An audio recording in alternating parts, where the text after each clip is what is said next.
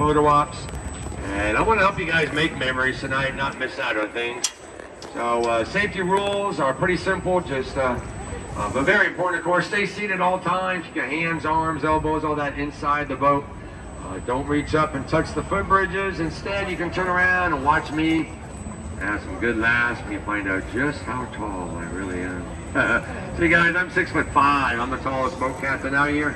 And there are some foot bridges, let's just say they ain't 6'5". So we gotta do this a lot, duck and bob and weave. And we'll have fun and laugh together. Now over here by me, underneath these hatches, are a lot of life vests. Don't worry though. Never had to use them because the river just ain't that deep, y'all. It's only about 3-4 feet deep throughout the entire roughly 180-mile course, so we're good there. Lastly, per city ordinance, there's no smoking, vaping, or dipping allowed on the boats or anywhere in the Riverwalk. You do that up on street level, and you drink down here on river level in the boats, just not the other way around. As we get started, we're going to do a couple miles, clockwise loop, and be back here before you know it. So get those cameras ready, because as we come out of this bridge, you're going to want to look to my left. Way up high in the sky, very tall building is going to look like it's flat. Take a look at this, guys. Isn't that so cool? Yeah. Pretty neat, huh? So what you're looking at used to be the Nix Hospital. It opened up late 1930, a decade before he built the Riverwalk, 1939, 1941. And a couple of years after the Nix Hospital opened up, the legendary comedian Carol Burnett was born right there. She'll be 89 at the end of this month. The medical first took place right there at the Nix Hospital in downtown San Antonio. It was a sad day when they closed permanently 2.5 years ago. The plans now, though, are to turn it into a hotel in the near future. Speaking of hotels, right in front of the boat is the 16-story tall Hyatt Regency Riverwalk Hotel. On the other side of the Hyatt is the Alamo. So the Alamo is not open at night, but I encourage each and every one of you after the tour to walk this way, cut through the lobby of the Hyatt, and get a picture of the Alamo at night. Remember, you can't get in, but get a picture from Alamo Plaza. Even we locals do it. And then tomorrow you can go to the Alamo. It's always free to get in. It's open every day from 9 a.m. to 5:30 p.m. 4.2 acres. Just do a self-paced, self-guided tour. If you went, but you missed out on seeing the large Lego installation of the Alamo, you got to go back and check that out. 63 square feet, over 50,000 Legos. If you like live jazz music like I do right over here to my left, we have live jazz every day and night. We've been doing that since the early 60s. We've got a lot of live music out here, especially right now with this week, Fiesta, the city's largest party every year in April. Began way back in 1891 to mark the, kind of commemorate the April 21st battle, the end of the Texas Revolution. 6.5 weeks after the Battle of the Alamo, the 18-minute battle where Santa Anna met his demise there against Sam Houston and his troops, just outside of present-day Houston. It's Battle of San Jacinto. And Fiesta began as remember to that, and over the years it's grown to incorporate a lot of different cultures that make up San Antonio. And this is the first year since before the pandemic where we have all of the events, over 100 events throughout the city for 10, 11 days. Now it's earlier in April, right, because it's ending this Sunday, April 10th, not the 21st. That's because next week is Holy Week, coinciding with Easter. We didn't want Fiesta at the same time as that, but I'm pretty sure next year, for the first time in 4 years, we'll be back where it normally is. So all the music and commotion you hear out here, it's all kinds of different Fiesta events. And we like to call it a party with a purpose, because all the money that you spend here at the Fiesta events, it all goes back to over 82 different charities, most of them children's charities. We see a party with a purpose. A lot of the restaurants that we pass through here called Restaurant Row. Sometimes you see in here mariachi music. Up ahead, that boat that's parked there was a dinner boat. They're just breaking things down. That's a lot of fun out here as well. You get a two-hour out here in the river, nice fancy 3-course meal. That's a fun thing to do. But this restaurant to my right is the oldest restaurant opened on the Riverwalk way back in 1946. It's called Casario. And it opened when this German guy by the name of Alfred Bayer decided to open up a Mexican restaurant And over 75 years later, 4 generations, that same German family still run the most popular Tex-Mex restaurant here. I like to think of that as good diversity, San Antonio style. Now we're going to take a left here and leave Casario and the natural part of the river behind for the middle section of our journey and take us onto a man-made section. Take a look here in front of the boat up high in the sky before we take that left turn. You see up there where it says Hilton Palacio del Rio, so the Hyatt behind us, remember facing the Alamo. Here we have the other H Hotel just down the way from it, the Hilton Palacio del Rio. Got an incredible story of how it was built in record time for the World's Fair in 1968. And that's why this section that we are on right now came about. It's man-made, only about 4 or 5 feet deep, and it extends about a quarter mile up ahead, further east of where the Riverwalk was, so we could connect the river and the Riverwalk to the very doorstep of the fairgrounds on the 1968 World's Fair. It was held here to commemorate the 250th anniversary of San Antonio as a city. Once again, we began in 1718, 1968 was our 250th year. So 4 years ago, 2018 was our tricentennial. Now back to the Hilton Palacio del Rio. As we come out of the bridge, you can look to my right and see the other side. It looks just the same. So we built this in record time, like I said, because we didn't get started until quite late. And so with very little time in which to build, we had crews work around the clock in staggered shifts. Built it so fast that the hotel is now in Guinness World Records as the fastest hotel of its size ever built. 21 floors, almost 500 rooms. You know what, guys? We did the whole thing in just 202 days. Yeah, start to finish, less than 7 months. That's not even the most amazing part, though. That comes with the way we built it. We soon learned we just didn't have enough time to build the way we normally built things back then. Conventional building techniques just wouldn't cut it. So we came up with this very radical and revolutionary new way to build that had never been done before, and it was so successful, it's become quite commonplace today. This was the first mass use of what we call modular construction, where you build from the outside in. We learned that you can... All right, those ladies over there have been drinking a lot, and they're not part of the tour. They just find it funny to disrupt people on a boat in the middle of a story. My favorite story of the whole tour. So thankfully there's nobody behind us because it's slow. So I'm not going to jeopardize you guys so you miss out on stuff because somebody on the sidelines there can't handle the liquor. So as I was saying, we built it very quickly, modular style. We learned that we could go a lot faster by putting everything inside the rooms first and then putting the finished rooms in the building one at a time. A little backwards of what we used to do. You can look behind me through the trees there and see all those yellow lights. So we put everything inside there first. Like I said, the plumbing, lighting, electrical, carpeting, furniture. We even made the beds with the soap and dishes, things on the walls, things in the rooms, the whole 9 yards. You know what? One more thing, we didn't do it here. Only the story got better. So we were not only short on time, we were short on space. So after doing the first 4 floors, there was a foundation. Then 7 miles south here, we set up a 17-acre construction site. Had a lot more room to work. Did each and every room individually, modular style, where you can see over there. Just like with a modular home, think it's like a modular hotel. And so when the rooms were done, we put them on flatbed trucks, drove them over here, stacking them on top of each other like the box you see there, attached to steel cables, hauled them up on cranes, and slipped them right into place. Amazing, huh? If you picture Legos meets Tetris, yeah, it gives you a pretty good visual what it looked like assembling it. For an even better visual, guys, there's a great 21-minute YouTube video you can show folks back home who didn't make the trip. Because after all, I only had time to give you the quick Cliff Notes versions on the next thing, right? So check it out. It ends with a grand opening. Oh, it's called, I'm sorry, A Tall Story, the Hilton Palacio del Rio. And it ends with the grand opening on Monday, the 1st of April. The fair began that very same weekend, just 5 days later, Saturday the 6th, 54 years ago yesterday. But like I said, on to the next thing, which is over here to my right. Nice little photo up that over there between the trees. You see the Tower of the Americas. That was built as the centerpiece of Hemisphere 68. And if you haven't been up there yet, tomorrow will be good because they're closing in 2 minutes. It's almost 10. We're about to close ourselves. The elevators will take you up there every day, noon to 10 p.m. And tonight you can do a little recon, if you will. Go to their website, toweroftheamericas.com. Look at the menu, make reservations. Maybe you want to be up there tomorrow, like at sunset, nice romantic meal. Done that before, it's pretty cool.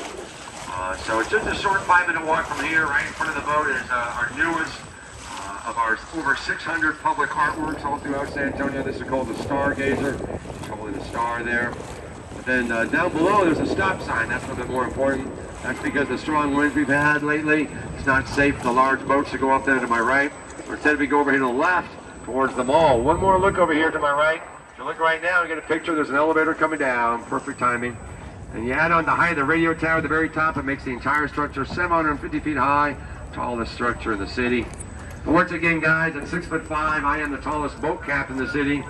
And you see this bridge, it's not 6'5". So here is the second of our 3 loading docks. I worked at this one yesterday. I'll be at this one tomorrow to work all the different docks. But as we slowly go by these boats, around the curve here to the left, we're going to go inside a lagoon. It'll take us around an island that is part of the mall. And tomorrow and Saturday, we get a little extra time at the mall. It's the weekend, so it's open from 10 a.m. to 9 p.m. And for the families on board, you got the younger ones, you can take them over here to the mall, have a lot of fun times in our attractions. And it's not just shops and restaurants, but we have some great attractions in the mall, like our Legoland Discovery Center. Yeah, a lot of fun there. And a sea life aquarium, the city's only underwater tunnel. And I took my nephew and niece there last fall for their birthdays. Had a fun-filled, jam-packed action day with Uncle Carl. We did the Alamo first, and it's free. But it opens first at 9, then we came into the mall, it opens at 10. Parents, the Legoland, the Sea Life Aquarium are 10 to 5. The last entry at 3, so you can plan ahead. And it's over here to my left on the other side of this wall, because there's more to the mall than what you see right here. Altogether, the mall is a little over 1 million square feet. And down that hallway out to the Legoland, the Sea Life Aquarium, we have something that's still open now. It'll be open for 2 more hours. That is our Dave and Buster's for the kid and all of us. If you want to go there after the tour, they're having a happy hour right now, actually, guys, from 9 to 11. And as we work our way around this island that earlier had some mariachi kids over here on the island singing. And then behind me, they had dancers over there. A lot of fun things out here. Christmas time, we have Santa over here. We have a huge 30-foot tall Christmas tree to my right.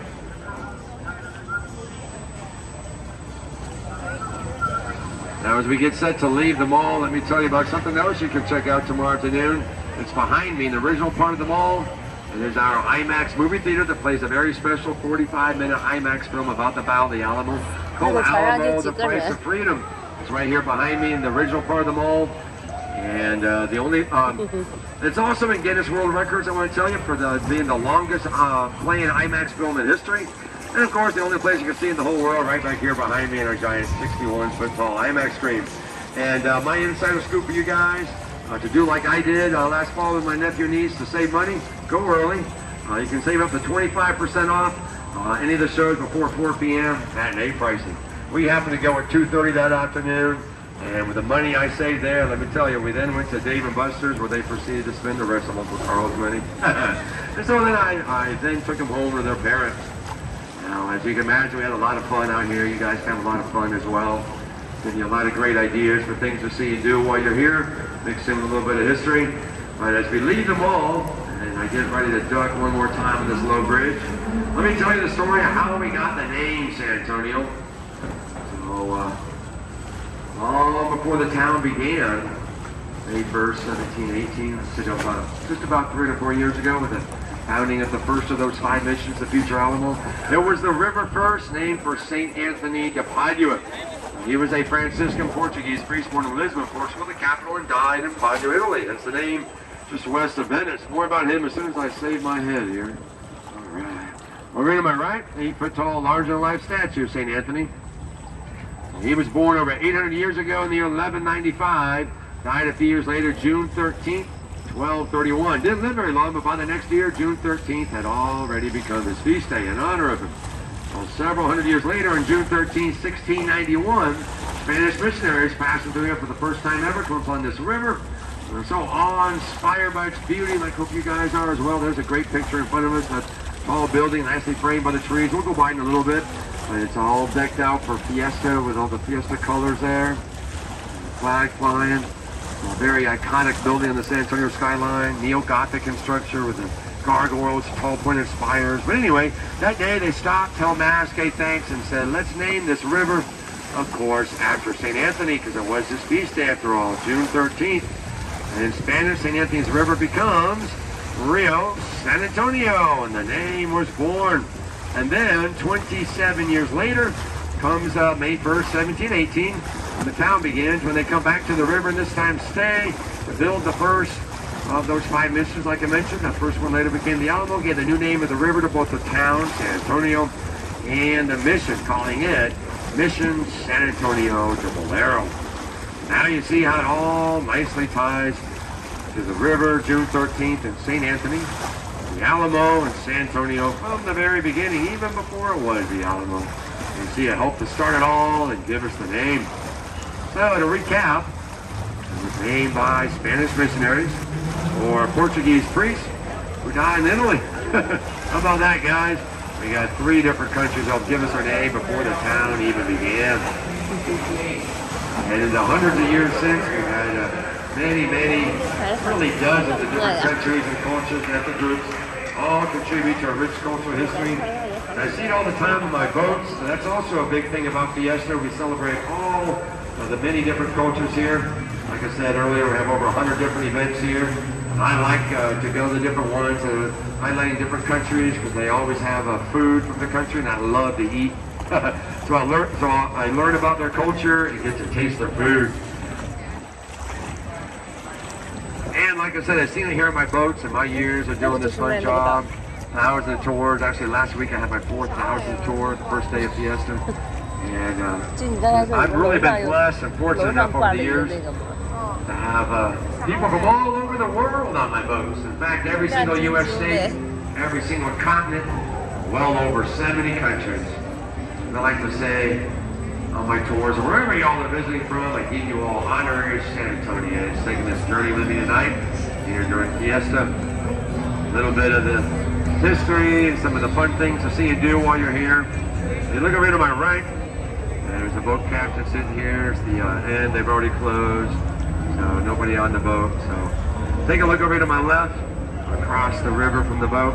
Now you get a good up-close view of the hotel I told you about. And when you watch that YouTube video, you'll remember as we come by here, you see those box-like balconies. In fact, each one is 9 feet high, 13 feet wide, and 30 or 33 feet long to give that checkerboard effect. As we leave the El Palacio del Rio behind, take our next right turn. Here is the biggest party of all of Fiesta, right over here behind these restaurants. It's in La Villita. It's called Nyosa, Night in Old San Antonio. It goes for 4 nights. Tomorrow's the last night.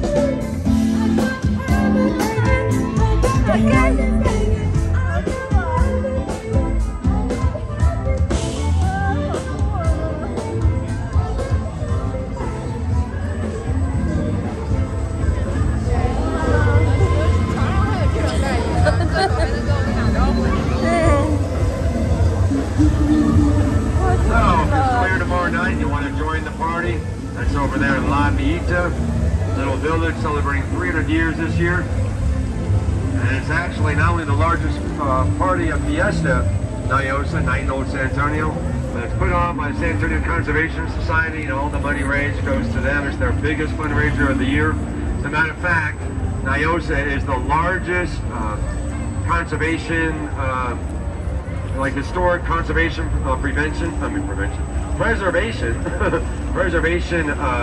fundraiser in the country, right here in San Antonio. Now, you remember the story I just told you about how we got the name San Antonio, St. Anthony's Feast Day. 1691, we held Mass. We believe it took place right up here where the sculpture is. It's actually a heart-shaped island. We didn't do it long before the Riverwalk was built the roots of this large cypress tree just happen to naturally form in the shape of a heart. So for over 100 years, people have been getting married on Marriage Island. Take a look behind me.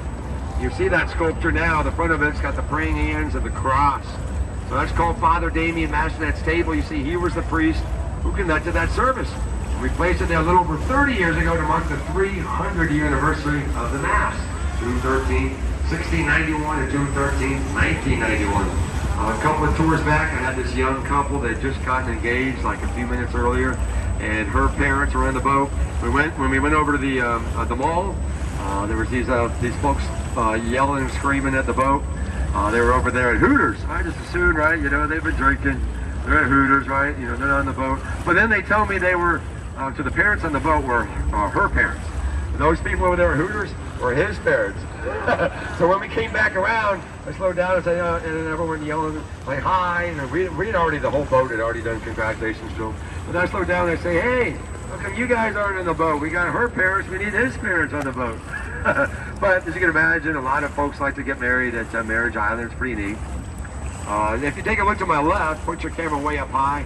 We're at the very base of this building that we saw earlier with the Fiesta colors. So this building here has become quite iconic in the San Antonio skyline. As I mentioned, neo-Gothic in style with the gargoyles, tall pointed spires. So it's called the Tower Life Building. And for almost 60 years, it was the tallest building in San Antonio. Well, no longer, a lot more taller buildings, but when it opened up June 1st, 1929, yeah, it was the very first skyscraper in San Antonio. 404 feet, 31 stories, with a 100-foot flagpole. We get another good view up as we come out of this bridge, turn around and take a look. It is the highest flying flag in a building in San Antonio. Right here, you're going to get a very different view. And reportedly, the tallest 8-sided tower in the country. What a beautiful picture, yeah? Yeah. See why I get so many pictures of that building? I never go weary of its beauty. Daytime, nighttime, doesn't matter. And as we approach this large archway, this is what we call a floodgate. You can look to the left and right, see the metal there, and picture gate coming up slowly, very slowly, like a castle's drawbridge closing. It's a safety measure. I'll tell you more about that in a little bit. But we're also coming into a big safety measure over here. It's a flood channel. So first, as we take this right turn, take a look behind me. The river goes that way. Then you look behind me, that white line over there, that's our main marina. So in our final moments of our tours, we head back to where we began. Let me tell you a little bit about the San Antonio River. So it is a natural spring-fed river that begins 4.5 miles north of downtown on the campus of Incarnate University. These springs that come up from underground and they flow south through the zoo and Brackenridge Park. Loop through downtown. If you've done the tour, basically forming like a U shape on its side, looks like a horseshoe. You'll see them when you retrace them around the map. It's called the Great Bend. Then it goes out behind me, past the past the marina, connecting with the other 4 missions, heading downtown towards the Gulf of Mexico, all in all about 180 miles. So where we are right now was also not carved out by the river. We did this about a century ago in the mid-1920s. Army Corps of Engineers came out here and dug this roughly 15-foot deep man-made flood channel. Because you know what? Come to find out, this is the most heavily prone flash flood region in all of North America. Yeah, go figure, huh? That's why the National Weather Service calls this Flash Flood Alley. It's so many flash floods here, it's really what ultimately led to the creation of the Riverwalk all those decades ago. We had to make things safe before we could build it. Otherwise, it never would have turned this beautiful site we got to enjoy this evening. Over there to my left, a big fiesta party over there at Main Plaza. And ever since the mid-90s, it's become the most popular tourist destination in the state of Texas. But the Alamo is number 2. And again, the Alamo is only open certain hours. The Riverwalk never closes. With our final right turn, go back inside the natural flow of the river, once again shallower waters, and head east towards the Alamo. Up ahead in front of us is a much smaller floodgate, and this one comes down very slowly like a garage door closing, so the opposite of the other one. And as a matter of fact, guys, as we pass through here, you can look up and see the floodgate right here. By closing these gates when it rains real heavily, we're able to make sure it doesn't flood in this inner loop, this little horseshoe bend, if you will. And the flood channel out there keeps it safe out in that area. Just a little bit of some of the behind-the-scenes safety measures of the river. And the Riverwalk, the likely one to learn about had you not taken my tour. But sadly, our tour's coming to an end. On the other side of this bridge up here is where we began. So there may not be a line now because we're closed, but we're not the last boat out. There is another one behind us, so we will still be parking on the other side of the river where we have been all day and all night. On the north bank, if you want to head over to the Alamo, you don't even have to cross the bridge. Just keep on going that way. So I do thank you guys for coming. Hope you had fun, learned a few things, had a few laughs. If you did enjoy yourselves, which I certainly hope so, that's always my goal. Tips are not only allowed and accepted, but tipping the boat captain is, of course, always very much appreciated. As I do appreciate each and every one of you coming out here, giving me your time and attention so I can share with you a little bit of the highlights of my hometown. Now, as we come to the end of our tour, get ready to dock the boat. I need everyone to continue to stay seated just a little bit longer until I tie the boat down with a rope. I'll let you know when it'll be safe to stand up. And also, please take everything with you. Don't leave anything on the boat. The last boat left a cup and a magazine. We have trash cans and recycling bins all around the Riverwalk and downtown. So, once again, thanks for coming. Hope you enjoy the rest of your time in San Antonio. Stay safe, stay seated.